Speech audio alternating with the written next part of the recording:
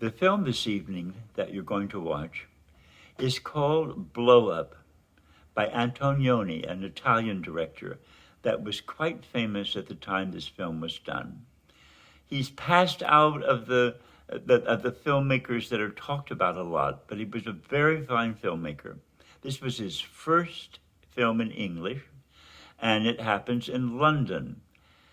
Now, in 1966, if you were a high school student and you were in art and film and you thought yourself very cool, one of the films you would have been astonished by was Blow Up. Because Blow Up had scenes that Americans had not been able to see in their films. There are two scenes that for us now are just shruggable, but back then they were major events. The main actress at one point takes off her blouse and her nude body is revealed. This was a sensation. And then there's a very playful scene with two teenagers on the floor with the hero, of which everybody's taking off their clothes, and they are sort of, floundering around on the floor together, having lots of fun. That was so sensational that the critics refused to give the film a rating except for a pornographic film. This meant that the studio, Warner Brothers, actually released it under another name, the studio under another name, and they released it anyway. And it made lots of money. And it basically brought the Hays Code to a finish. Now, what was the Hays Code? It was a draconian code, kind of supported by the Catholic Church on what we were not supposed to see in films. You could not see any scenes of a married couple in bed together. They couldn't be in a double bed. They had to have separate beds.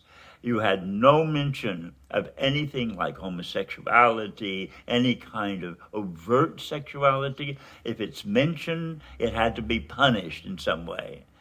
You had any criminal activity had to be punished. Very unrealistic, if you ask me.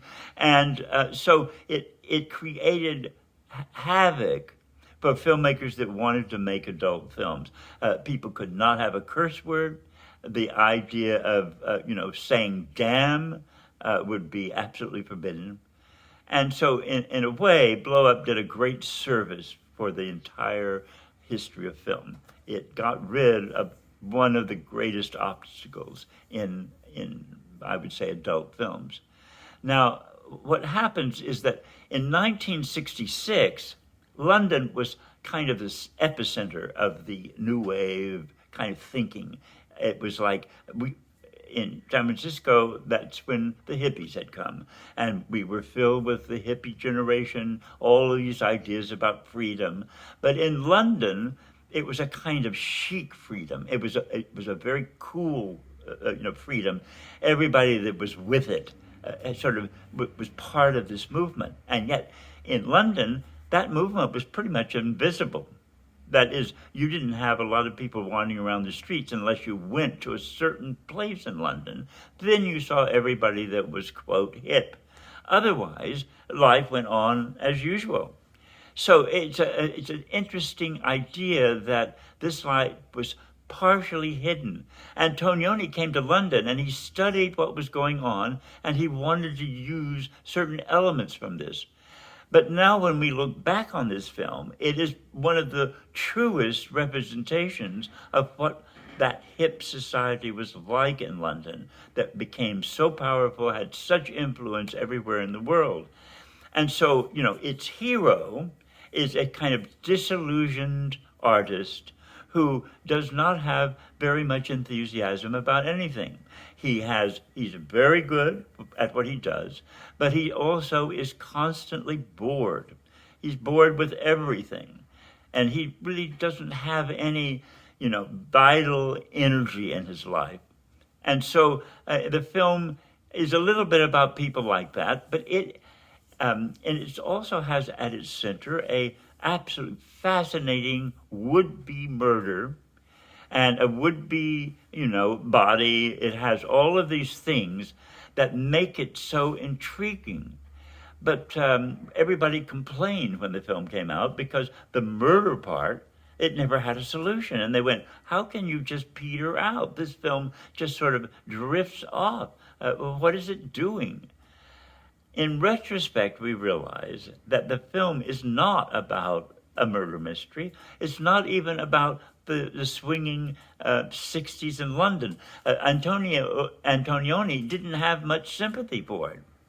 And it basically deals with a whole nother subject matter which interests us today enormously in many of our films. And that subject matter is, what is the relationship between fantasy and realism? Or what is the relationship with realism to our lives? Does it exist anymore? Are we not so fantasy driven by our films, our social media, etc., that the real things that exist are sort of minimalized? And I think in this film, it asks questions about that are really modern.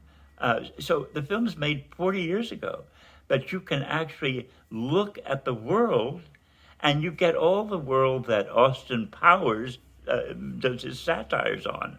But this is the real thing. And so I think these aspects of the film are going to really be interesting to you.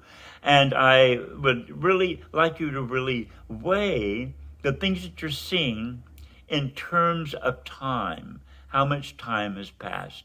There is a photo sequence in the film that you're going to freak out about, and I'm sure that is going to be the subject of much of the conversation afterwards. So I can't wait to hear what you have to say, and I will see you then.